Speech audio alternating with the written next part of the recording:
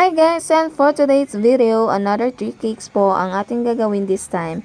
And itong ating first cake naman guys, ang size po nito is 6 by 5. And since red po yung kanyang kulay, ang ginawa ko po is naglagay muna ako ng pink na kulay sa kanyang first coat.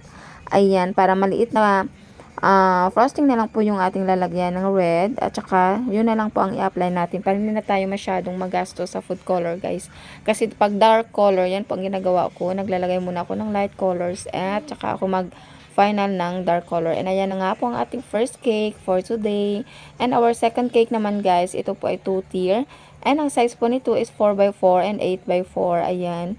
Ang unang ginawa ko naman dito is guys, is nag-crumb coat na lang tayo ng ating cake, and then lagay tayo ng final color na din or final frosting.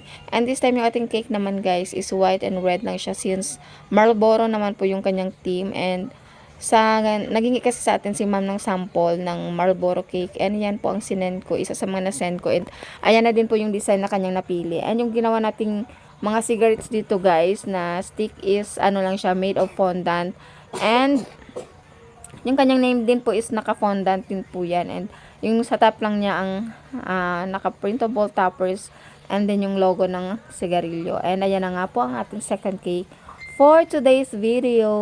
Ayan.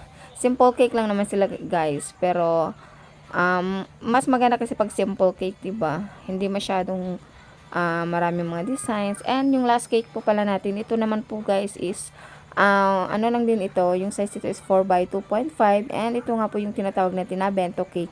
And 4 months na rin lang po ito ng kanyang baby. And ayan nga po ang ating bento cake. Bye!